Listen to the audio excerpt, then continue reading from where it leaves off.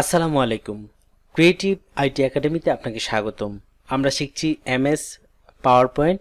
আজকের পর্বে থাকবে ইনসার্ট। তো আমি শুরুতেই এমএস পাওয়ার পয়েন্ট অ্যাপ্লিকেশনে চলে যাচ্ছি। দেখতে পাচ্ছেন এমএস পাওয়ার পয়েন্টের যে অ্যাপ্লিকেশন, যে উইন্ডো, সেটা আমার সামনে চলে আসলো। তো গত ক্লাসে আমরা হোমের যে এখানে যে অপশনগুলো রয়েছে সবগুলো আমরা শেষ করেছি। আজকে আমরা শিখবো হচ্ছে ইনসার্ট। আমি চলে যাচ্ছি ইনসার্টে, এবং ইনসার্টে যাওয়ার পর এখানে অনেকগুলো অপশন রয়েছে। আমরা একে একে সবগুলো বিষয় আপনাদের সাথে শেয়ার করব। আমরা যে বিষয়গুলো শিখবো সেটা হচ্ছে এই যে স্লাইড, টেবিল, ইমেজ, ইলিস্ট্রেশন, তারপর হচ্ছে link, comments, tax, symbol, media. শুরুতেই আপনাদের সাথে যে বিষয়টি নিয়ে শুরু করব সেটা হচ্ছে স্লাইড। তো গত ক্লাসে কিন্তু আমরা স্লাইড নিয়ে অনেকগুলো বিষয় আলোচনা করেছি, কিভাবে কোন ধরনের স্লাইড নিতে পারবেন আপনি, এবং স্লাইডগুলো নিয়ে কিভাবে কী ধরনের কালার করবেন, এবং নিজ যদি স্লাইডের মধ্যে শেপগুলো নিজের মতো করতে চান সেগুলো কিন্তু আলোচনা করেছি। তো আজকে যেহেতু ইনসার্টের মধ্যে স্লাইড নিয়ে কিছু বিষয় রয়েছে, স্লাইড করার জন্য এখানে একটা অপশন দেওয়া আছে। তো শুরুতেই স্লাইড নিয়ে একটু আলোচনা করব। তো প্রথম স্লাইড হচ্ছে এটা। আমরা সেকেন্ড স্লাইডে চলে যাব, যেহেতু আমরা নতুন করে কিছু কাজ করব, ইনসার্ট থেকে যতগুলো কাজ সবগুলো করব, তাই আমরা নতুন একটা স্লাইড নিতে হবে। আর আমি এখানে কয়েকটা স্লাইড আগে নিয়ে রেখেছি, আপনি চাইলে এই স্লাইডগুলো নিতে পারেন। তো আমি এখানে ব্ল্যাঙ্ক স্লাইড নিয়েছি। এই যে ক্লিক করে দিলাম, দেখতে পাচ্ছেন এখানে কোনো ধরনের শেপ নেই, কারণ আমি ব্ল্যাঙ্ক স্লাইড নিয়েছি। কিভাবে ব্ল্যাঙ্ক স্লাইড নিতে হয় এবং অন্যান্য স্লাইড নিতে হয় সেটা আপনাদের সাথে একটু শেয়ার করছি। সেটা হচ্ছে এই যে নিউ স্লাইড দেখতে পাচ্ছেন, এখানে এরোচুনিতে যখন আমি ক্লিক করে দেব, এখানে কিন্তু অনেকগুলো স্লাইড আমার সামনে চলে আসবে। আমি কোন টাইপের স্লাইড নিতে চাই। তো আমি আজকের কাজের প্রয়োজন আমি এখানে ব্ল্যাঙ্ক স্লাইড নিয়েছি কয়েকটা। যখন আমাদের অন্য অন্য স্লাইড প্রয়োজন পড়বে তখন আমি এখান থেকে নিয়ে নেব।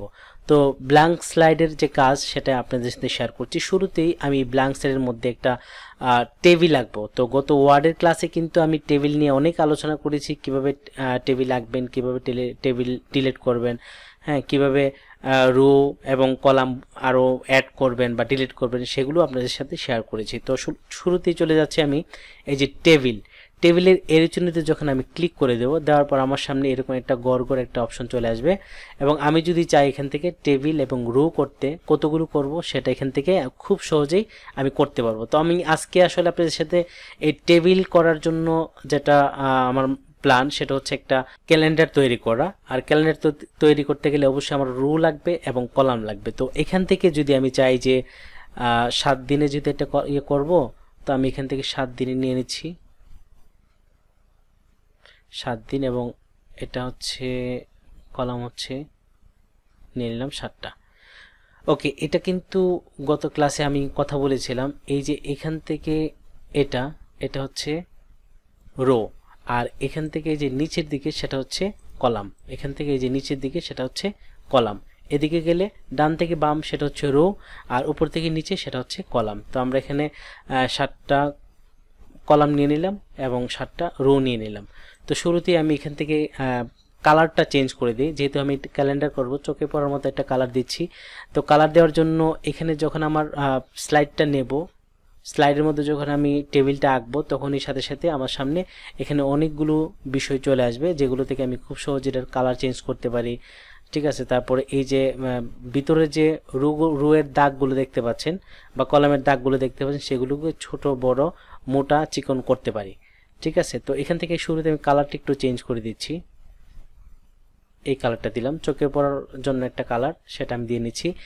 তো শুরুতেই আমি এই যে আমি এখানে টেবিলটা নিয়েছি, টেবিলটাকে একটু বড় করতে চাই, যেহেতু আমার স্লাইডটা আরও বড়। তো আমি এই টেবিলটাকে একটু বড় করে নিই। এই যে এখানে দেখতে পাচ্ছেন কোনায় আমি যখন মাউসটা নিয়ে আসবো তখন আমার মাউসের ডিজাইনটা চেঞ্জ হয়ে যাবে। তার মানে হচ্ছে আমি উপরে নিচে করতে পারবো। চাপ দিয়ে ধরে আমি মাউসের বাম পাশে চাপ দিয়ে ধরে আমি এইভাবে বড় করতে পারবো। আমি এই পাশটাকেও আরও বড় করতে পারবো। ঠিক আছে, যেহেতু আমি ক্যালেন্ডার তৈরি করব একটা ব্ল্যাঙ্ক স্লাইডের মধ্যে, তো আমি শুরুতে এখানে বারের নামগুলো দিয়ে দিচ্ছি। প্রথম হচ্ছে সানডে,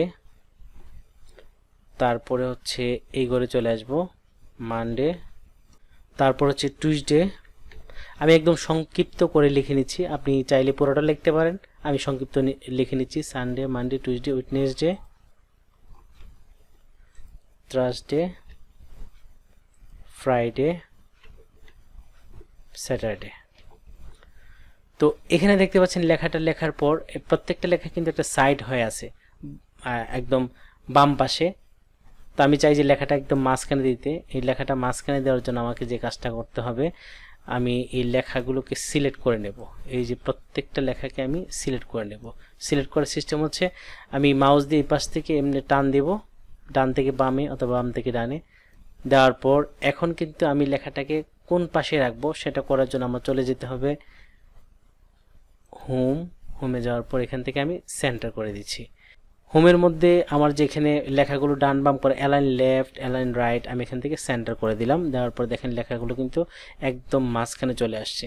ঠিক আছে, তো এখন আমি এখান থেকে ডেট দিয়ে দেব। আমি এখান থেকে ডেট দিয়ে দিচ্ছি 1 দিয়ে। তারপর এখান থেকে যখন আমি ট্যাব দেব, ট্যাবে চাপ দেব, কিবোর্ড থেকে ট্যাবে চাপ দিলেই পরের ঘরে চলে যাবে। আমি 02 দিয়ে দিলাম। এটা হচ্ছে একটা মাসের ক্যালেন্ডার তৈরি করছি 03। তো এইভাবে সবগুলো ঘর আমি ফিল আপ করে নিচ্ছি। তো সবগুলো ঘর ফিল আপ করা শেষ। এক মাসের জন্য আমি 31 মাস নিলাম, আপনি চাইলে 30 দিনও নিতে পারেন। তো এখন আমি চাই যেটা কোন মাস সেটা লিখে দেব। সেটা লেখার জন্য আমি এটাকে একটু নিচে নামিয়ে নিচ্ছি। এই যে এটাকে চাপ দিয়ে ধরে আমি এখান থেকে একটু নিচে নামিয়ে নিলাম এবং এখানে আমি ক্লিক করে দেব। তো কলমটাকে আমি নিচে নামিয়ে নিলাম এবং প্রত্যেকটা ঘর কিন্তু ফিল আপ করে দিলাম। ঠিক আছে, আমি চাইলে প্রত্যেকটা ঘরকে আবার আলাদা আলাদা কালারে রূপান্তর করতে পারি। ঠিক আছে, আমি আবার ইনসার্টে চলে যাচ্ছি। তো আমাদের টেবিল আঁকা শেষ এবং দেখতে পাচ্ছেন এখানে একটা মাসের যে একদম 1 থেকে 31 পর্যন্ত ডেট দেওয়া সেটা দেওয়া হয়ে গেল। তো এখন চাচ্ছি যে উপরে একটা নাম দিয়ে দেবো আমরা, এটা হচ্ছে জানুয়ারি বা ফেব্রুয়ারি একটা নাম দিতে চাই। তখন আমি কি করব, সেটা কিন্তু ইনসার্টের মধ্যে, ইনসার্টে যাব, ইনসার্টে ক্লিক করার পরে দেখতে পাচ্ছেন এখানে টেক্সট বক্স নামে একটা অপশন রয়েছে। আমি টেক্সট বক্সে ক্লিক করে দেব। দেওয়ার পর আমি এখান থেকে টেক্সট বক্সে ক্লিক করে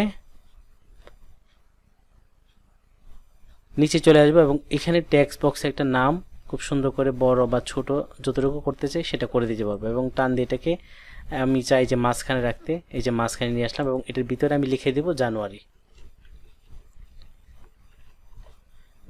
লিখে দিলাম। তো এই লেখাটাকে চাচ্ছি যে আর একটু বড় করতে, এটা ছোট হয়ে আছে বা কালার চেঞ্জ করতে চাই।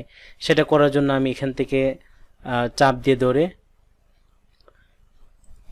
তো সেটা করার জন্য লেখাটাকে আমি প্রথমে সিলেক্ট করে দেব। সিলেক্ট করার সাথে সাথে দেখেন এখানে একটা অপশন চলে আসবে আপনি ছোট বড় করার জন্য অথবা ডান বাম করার জন্য। তো আমি এখান থেকে সেন্টার করে দিচ্ছি এবং এখানে যে অপশন রয়েছে আমি আবার যদি সিলেক্ট করি তখন দেখতে পাই আরেকটা অপশন চলে আসবে। আমি লেখাটাকে একটু বড় করতে চাই, এরকম বড় করতে চাই। এটাকে যদি আমরা আরেকটু উপরে নিয়ে যাই, ঠিক আছে, এখন যদি আমি আরেকটু বড় করি, সিলেক্ট, তারপর এখান থেকে আমি এইখানে ক্লিক করে করে কিন্তু বড় করে দিলাম। তো আমি চাচ্ছি লেখাটা আরেকটু ফুটিয়ে তুলবো, সেটা করার জন্য আমি এটাকে সিলেক্ট করে দেব। দেওয়ার পর এই যে দেখতে পাচ্ছেন এখানে পাশে টেক্সট হাইলাইটিং কালার, আমি এখানে ক্লিক করে দেব। দিয়ে এটাকে আমি ইয়েলো অথবা গ্রিন যে কোনো একটা কালার দিয়ে দেবো। তো আমি ইয়েলোটা দিয়ে দিচ্ছি, তাহলে লেখাটা খুব সুন্দরভাবে দেখাবে। এই যে দেখতে পাচ্ছেন আমাদের কিন্তু একটা ক্যালেন্ডার খুব সুন্দর করে এখানে রেডি হয়ে গেল। ওকে, আমরা পরের স্লাইডে চলে যাচ্ছি। আমরা 3 নাম্বার স্লাইডে চলে যাচ্ছি। তো এখান থেকে কিন্তু আমরা খুব সহজেই আবার ইনসার্টে চলে যাচ্ছি। ইনসার্টে যাওয়ার পরে যে টেবিল, এখান থেকে টেবিল নিতে পারি। তো আমি যদি চাই এখান থেকে টেবিল না নিয়ে আমি এখানে ড্রয়িং টেবিল অথবা ইনসার্ট টেবিলে চলে যাব। আমি ইনসার্ট টেবিলে চলে যাচ্ছি। যাওয়ার পরে এখানে দেখতে পাচ্ছেন একটা অপশন চলে আসে আমাদের সামনে। এই অপশনটা number of column, number of rho, আমি কয়টা কলাম কয়টা রো দিতে চাই। তো আমি যদি এখানে 10টা কলাম দেই, 10টা রো দেই, কলাম রো হচ্ছে লম্বালম্বি যেগুলো আমরা ডান থেকে বাম পাশে লম্বা করব সেগুলো হচ্ছে রো এবং উপর থেকে নিচে সেগুলো হচ্ছে কলাম। ঠিক আছে, তো আমি 10টা রো এবং 10টা কলাম নিলাম, নিয়ে ওকে ক্লিক করে দিলাম। দেখতে পাচ্ছেন আমাদের সামনে কিন্তু একটা টেবিল রেডি হয়ে গেল। এখানে আছে 10টা রো এবং 10টা কলাম, 1 2 3 4 5 6 7 8 9 10টা। ঠিক আছে, তো আমি যদি চাই যে না এটা আমার প্রয়োজন না, এটা আপনাদের সাথে একটু শেয়ার করে দিলাম, তো আমি এখান থেকে এটা ডিলিট করে দেবো। সিলেক্ট করে এখানে এই যে সাইডে, এখানে না, আমি যখন এই সাইডে যখন স্টার চিহ্নটা আসবে সিলেক্ট করে আমি এখান থেকে কিবোর্ড থেকে ডিলিট করে দেব। আমার এই টেবিলটা কিন্তু এখান থেকে চলে যাবে। তো আমি আবার ইনসার্টে চলে যাচ্ছি। ইনসার্টে যাওয়ার পর এখানে দেখতে পাচ্ছি প্রথমে নিউ স্লাইড শেষ, টেবিল শেষ, আমরা এখন পিকচার নেব। তো আমি চাচ্ছি যে আমার একটা স্লাইডের মধ্যে আমি একটা পিকচার নিতে চাই। আমার নিজের পিকচার হতে পারে অথবা অন্য কোনো ন্যাচারাল সিনারি হতে পারে, সেটাও নিতে পারি। তো আমি এটা নেওয়ার জন্য চলে যাব পিকচার। এগুলো কিন্তু আমি এমএস অফিসের মধ্যে খুব সুন্দর করে দেখে দিয়েছি। তো আপনারা চাইলে ওই ভিডিওগুলো দেখে আসতে পারেন। তো এখানে আমি পিকচারে ক্লিক করে দেব, দেওয়ার পর দেখতে পাচ্ছেন যে ছবিগুলো আমার এখানে আছে, সেগুলো থেকে আমি যে ছবিটা নিতে চাই সেটা এখান থেকে সিলেক্ট করে দেব। আমি এখান থেকে এই ছবিটা নিতে চাই, নিয়ে সিলেক্ট করার পর ইনসার্টে ক্লিক করে দেব, দেওয়ার পর এই ছবিটা আমার সামনে চলে আসলো। আমি চাইলে এখান থেকে কম বেশি কালার করতে পারি, কালারটাকে যদি আর একটু বাড়াইতে চাই আর একটু কমাতে চাই সেটা করতে পারবো, এবং এটাকে যদি একটু ছোট করতে চাই কারণ স্লাইডের বড় হয়ে গেল আমার, আমি এখান থেকে এই যে এরোচনি রয়েছে এটার চারপাশে বিন্দু বিন্দু রয়েছে সেখানে চাপটা ধরে ছবিটাকে আমি ছোট করে নিলাম, এবং এটাকে এই যে মাঝখানে চাপটা ধরে যেখানে ইচ্ছে সেখানে বসাতে পারি। আমি এখানে মাঝখানে বসিয়ে দিলাম। বসিয়ে দেওয়ার পর চাচ্ছি যে কালার একটু চেঞ্জ করতে, এই যে কারেকশন রয়েছে, কালার রয়েছে, ঠিক আছে। আমি যদি কালারে ক্লিক করে দিই দেখেন অনেকগুলো কালার রয়েছে। তো এখান থেকে যদি আমি কম বেশি, এটা একটু লাইটটা বেশি আমি এখান থেকে করে দিই, দেখেন লাইটটা কিন্তু একদম কড়াকড়ি হয়ে গেল। আমি যদি চাই এটাকে আরও কম করতে, কালো কালো করতে বা ব্ল্যাক অ্যান্ড হোয়াইট করতে সেটাও করতে পারি। কম দিলে আমি এখানে চাপ দেব, কম হয়ে গেল, ঠিক আছে। ব্ল্যাক অ্যান্ড হোয়াইট করতে চাইলে এখানে ক্লিক করে দেব, ব্ল্যাক অ্যান্ড হোয়াইট হয়ে গেল।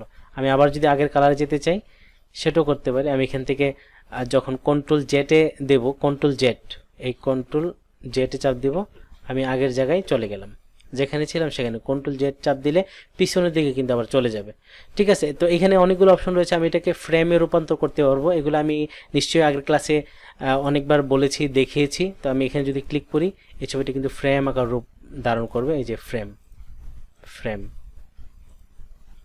ঠিক আছে। না দিতে চাইলে আপনি এখান থেকে একদম নো দিয়ে দিবেন, তখন আর কিছুই থাকবে না। বিভিন্ন ফ্রেম আপনি দিতে পারেন, ঠিক আছে। তো আমি আবার চলে যাচ্ছি ইনসার্টে। তো আমরা কীভাবে এখান থেকে পিকচার নেব সেটা কিন্তু দেখিয়ে দিলাম। অনলাইন পিকচার, আপনার যদি নেট কানেকশন ওকে থাকে তখন আপনি এখান থেকে অনলাইন পিকচার নিতে পারবেন। আর অনেকেই আমাকে প্রশ্ন করেন যে ভাইয়া এই যে এমএস পাওয়ার পয়েন্টে দেখাচ্ছেন বা ওয়ার্ড দেখাচ্ছেন এটা কোন ভার্সন? আমি এমএস ওয়ার্ড 2019 সেটা ইউজ করি, আপনারা চাইলে এটাকে ডাউনলোড করে নিতে পারেন। ওকে, তারপর ইনসার্ট থেকে এরপরের কাজ আমি যেটা দেখাবো সেটা হচ্ছে স্ক্রিনশট। আমি যদি চাই যে আমার কোনো একটা স্ক্রিনশট এখানে বসিয়ে দেব সেটাও করতে পারি। তো আমি এখানে 4 নাম্বার স্লাইডে চলে যাচ্ছি, যাওয়ার পর আমি চাচ্ছি যে এখানে একটা স্ক্রিনশট নিতে চাই, এটা আমি মিনিমাইজ করে দিচ্ছি। আপনি চাইলে এই ডেস্কটপের স্ক্রিনশট নিতে পারেন, অথবা কোন একটা ইউটিউব চ্যানেল থেকেও আপনি স্ক্রিনশটটা নিতে পারেন। তো আমি যদি চাই যে এখান থেকে স্ক্রিনশট নিব সেটাও করতে পারি, অথবা ডেস্কটপের স্ক্রিনশট নিতে চাই সেটাও করতে পারি। তো আমি এখান থেকে একটা স্ক্রিনশট নিয়ে নিচ্ছি। তো স্ক্রিনশট নেওয়ার জন্য আমি এখানে স্ক্রিনশটে ক্লিক করে দেব। তো আমি যদি এরোচনিতে ক্লিক করি দেখেন দেখাচ্ছে যে আমি কি ডেস্কটপের স্ক্রিনশট নিতে চাই নাকি এই যে আমি যতটা ট্যাব খোলা থাকবে ততটা এখানে দেখাবে। তো আমি ইউটিউব যদি নিতে চাই ইউটিউবে এখানে ক্লিক করে দেব, ইউটিউবের স্ক্রিনশটটা কিন্তু এখানে অটোমেটিক চলে আসছে। তো আমরা খুব সহজে কিন্তু স্ক্রিনশটটা এখান থেকে নিয়ে নিলাম ইউটিউব থেকে। তার মানে হচ্ছে আমি এখানে যখন ক্লিক করব ইনসার্ট এবং স্ক্রিনশট, আমার সামনে যেটা থাকবে সেটা কিন্তু এখানে স্ক্রিনশট হয়ে চলে আসবে। যেমন আমি যদি এটাকে মিনিমাইজ করে এই ডেস্কটপটা সামনে রাখি, আমি আবার এখানে পাওয়ার পয়েন্টে চলে গেলাম, যাওয়ার পর এখান থেকে যদি আমি স্ক্রিনশটে ক্লিক করি এবং এখানে যদি স্ক্রিন ক্লিপিং ক্লিক করে দেই, তখন এখান থেকে খুব সহজে এই যে চাপ দিয়ে ধরে আমি পুরোটাই নিতে পারবো। চাপ দিলাম, এটা কিন্তু এখানে চলে আসছে, ঠিক আছে। আর যদি আমার ইউটিউব খোলা থাকে, ইউটিউব আছে, আমি এখানে এটাতে গেলাম, পাওয়ার পয়েন্টে গেলাম, যাওয়ার পর আমি ইনসার্টে যাব, যাওয়ার পর স্ক্রিনশট, এখান থেকে এই যে চলে আসে, যেটা সামনে চলে আসে সেটাই নিতে পারবে। আমি এখানে ক্লিক করে দিলাম, অটোমেটিক কিন্তু আমার স্ক্রিনশট যে ইউটিউবের যে স্ক্রিনশট সেটা কিন্তু এখানে চলে আসছে। ওকে, তারপরে আমি আবার ইনসার্টে চলে গেলাম, যাওয়ার পর আমরা এখন দেখব অনলাইন পিকচার, তারপর স্ক্রিনশট, তারপর হচ্ছে ফটো অ্যালবাম।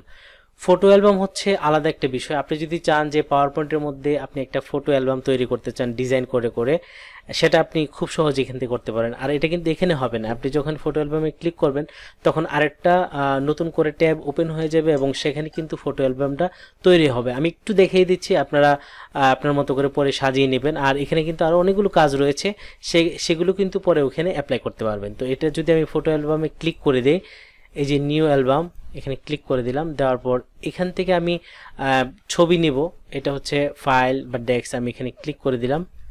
এখানে অনেকগুলো ছবি আছে, আমি সেই ছবিগুলো সিলেক্ট করে দেব, অথবা আপনার যদি কোনো ফোল্ডার থাকে সেই ফোল্ডার সিলেক্ট করে দিতে পারবেন। তো আমি এখান থেকে এই ছবিগুলো সিলেক্ট করে দিয়ে আমি ইনসার্টে ক্লিক করে দিলাম, দিয়ে এখানে দেখতেন সবগুলো ছবি কিন্তু চলে আসছে। কোন কোন ছবি দিয়ে আমি এখানে স্লাইড শো তৈরি করতে চাই সেটা করার জন্য আমি এখানে ক্রিয়েট দিয়ে দিলাম। তো দেখতে পাচ্ছেন সবগুলো ছবি এসে কিন্তু একটা স্লাইড অটোমেটিক তৈরি হয়ে গেল। তো এটাকে ডিজাইন করে করে আমি একটা স্লাইড শো তৈরি করতে পারবো, প্রেজেন্টেশন তৈরি করতে পারবো। তো এটা পরবর্তীতে আমি আরও বিস্তারিত আলোচনা করব। এখন যেটা দেখতেছিলাম সেটা আগে দেখি। এটা আমি কেটে দিচ্ছি, ডোন্ট সেভ। আচ্ছা, তো এখান থেকে কি হলো তাহলে, ইমেজের মধ্যে পিকচার, অনলাইন পিকচার, স্ক্রিনশট, তারপরে ফটো অ্যালবাম আমরা এই পর্যন্ত দেখলাম। তারপরে আমরা চলে যাচ্ছি শেপ, আইকন, 3D মডেল, তারপরে স্মার্ট আর্ট, চার্ট। এগুলো কিন্তু এর আগের ক্লাসে আমরা ওয়ার্ডের মধ্যে দেখিয়েছি। তারপর একটু একটু ধারণা দিয়ে দিচ্ছি, যেহেতু এটা আলাদা একটা সেকশন, আলাদা একটা অ্যাপ্লিকেশন MS পাওয়ার পয়েন্ট, একটু দেখিয়ে দিচ্ছি। তা আমরা 5 নম্বর স্লাইডে চলে যাচ্ছি। যাওয়ার পর এখান থেকে আমরা এই শেপে যাব।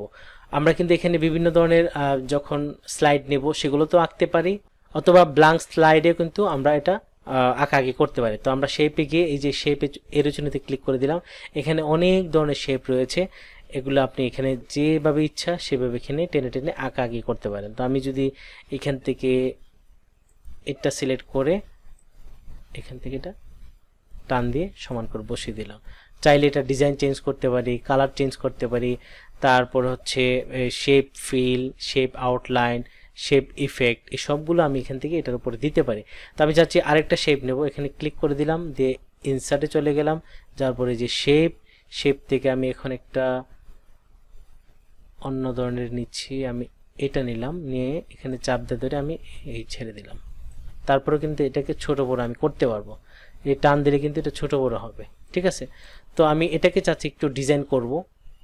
তো এখান থেকে আমি আবার এই যে শেপ ফিলে চলে গেলাম। যখন এখানে ক্লিক করা থাকবে তখনই এই অপশনগুলো চলে আসবে, আর তখন এই শেপ ফিলে গিয়ে আমি এখান থেকে শেপ ফিল করে দিতে পারবো, ঠিক আছে। আমি এই শেপটা এই কালার দিয়ে দিলাম, এবং এটার আউটলাইন কালার যদি দিতে চাই, এই যে দেখতে পাচ্ছেন যে আউটলাইন কালার একদম সাইডের যে কালারটা রয়েছে, এটা চেঞ্জ করতে গেলে শেপ আউটলাইন কালারে ক্লিক করে দেব, এখান থেকে ইয়েলো দিয়ে দিলাম অথবা রেড, ইয়েলোটা দিয়ে এটাই বেশ মানাচ্ছে, দিয়ে দিলাম।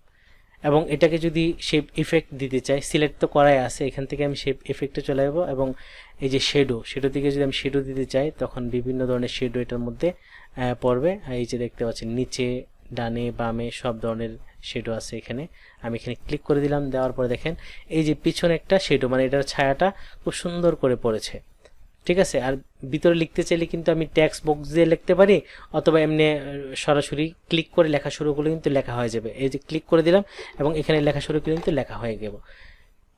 এবং এখানে যদি আমি কিবোর্ড থেকে টাইপ শুরু করি তখন কিন্তু লেখা হয়ে যাবে। এবং এই লেখাগুলোকে কিন্তু সিলেক্ট করে আমি বিভিন্ন কালার চেঞ্জ করতে পারি, তারপর বড় করতে পারি, তারপর ডিজাইন করতে পারি, ঠিক আছে। তো আমি চলে যাচ্ছি পরবর্তী শেপে। এই শেপটাকে যদি কালার চেঞ্জ করতে চাই, ভিতরে আরও ধরনের লেখার জন্য টেক্সট বক্স বসাতে চাই, সবগুলো কিন্তু এখানে খুব সহজে করতে পারি, কালারগুলো চেঞ্জ করতে পারি। জাস্ট এখানে ক্লিক করে দেব এবং শেপ পেলে গিয়ে আমি এখান থেকে কালার চেঞ্জ করে দেব। তো তারপর হচ্ছে শেপের পরে হচ্ছে আইকন, তারপর হচ্ছে 3D মডেল। এগুলো কিন্তু আমি ওয়ার্ডের ক্লাসে দেখিয়েছি, আশা করি সেখান থেকে আপনারা দেখে নেবেন। এবং এখানে রয়েছে স্মার্ট আর্ট। আমি যদি এখানে বিভিন্ন ধরনের স্মার্ট আর্ট মানে বিভিন্ন ধরনের বিষয় তুলে ধরার জন্য ছোট ছোট বক্স চাই, তখন এই স্মার্ট আর্ট দিয়ে কিন্তু আমি সুন্দর করে করতে পারবো। এই যে দেখাচ্ছে 1 2 3 4 এরকম একটা সার্কেল করে যদি আমি কিছু আঁকতে চাই সেটা আমি এখান থেকে করতে পারবো। তো স্মার্ট আর্টে আমি যদি ক্লিক করে দিই, দেখতে পাচ্ছেন এখানে অনেক ধরনের ডিজাইন রয়েছে। আমি যদি এই ডিজাইন চাই, এই ডিজাইন চাই, আমি যে ধরনের ডিজাইনে একটা বিষয় উপস্থাপন করতে চাই সেটা এখান থেকে সিলেক্ট করে, এটা কিন্তু অলের মধ্যে গেলে আমি এখানে পাচ্ছি, এখানে একটা দুইটা না অনেক ডিজাইন রয়েছে। হ্যাঁ, যখন প্রেজেন্টেশন আপনি পুরোপুরি শিখে যাবেন তখন বুঝবেন এগুলো কী ধরনের কাজে লাগে। একটার পর একটা আমরা যখন পরে শেয়ার করবো তখন বুঝতে পারবেন। এখানে কিন্তু সব আপনি চাইলে এখান থেকে একটা একটা করে ডিজাইন চেঞ্জ করেও এই বিষয়গুলো দেখতে পারেন। তো আমি যদি এখান থেকে একটা বোঝানোর জন্য নিচ্ছি, এটা নিলাম অথবা এটা নিলাম, নেওয়ার পর আমি এখানে ওকে দিয়ে দিলাম। দেওয়ার পর এই যে দেখতে পাচ্ছেন আমার সামনে এই যে সার্কেলটা কি সুন্দর করে। তো আমি যদি এটার পরে এটা, এটার পরে এটা, এটার পর বোঝানোর জন্য আপনি এখানে বিভিন্ন টেক্সট লিখে দিতে পারেন। আমি এখানে লিখে দিচ্ছি জাস্ট বোঝানোর জন্য। আপনি পরে এখান থেকে অন্যভাবে আপনার সুবিধা মতো আপনি লিখে দিবেন আপনার যা প্রয়োজন। ইংলিশ, তারপর হচ্ছে ম্যাথ, তারপর হচ্ছে হিস্টোরি, তারপর হচ্ছে সায়েন্স। তো এগুলো দিয়ে কিন্তু আপনি খুব সুন্দর একটা সার্কেল কোনো কিছু বোঝানোর জন্য সেটা করতে পারেন। প্রেজেন্টেশন তৈরি করতে গেলে এরকম সার্কেল অনেক আপনার প্রয়োজন হবে, আর সেটা করার জন্য খুব সহজে কিন্তু ইনসার্ট থেকে এগুলো নিতে পারেন। এবং নেওয়ার পর এখানে আরও অনেক ধরনের ডিজাইন রয়েছে, আপনি চাইলে এগুলোর ডিজাইনও চেঞ্জ করতে পারবেন, যেখানে ক্লিক করলে এই ডিজাইনগুলো একটু স্পষ্ট হবে বা বিভিন্ন স্টাইলিশ হবে, সেটা আপনি এখান থেকে করতে পারেন এখানে। এবং এখানে যদি ক্লিক করেন দেখেন এখানে আরও অনেকগুলো অপশন রয়েছে, আপনি চাইলে সেগুলো ক্লিক করে করে এই যে এখন খুব চমৎকার একটা 3D ইফেক্ট সহ ডিজাইন আমাদের সামনে হয়ে গেল।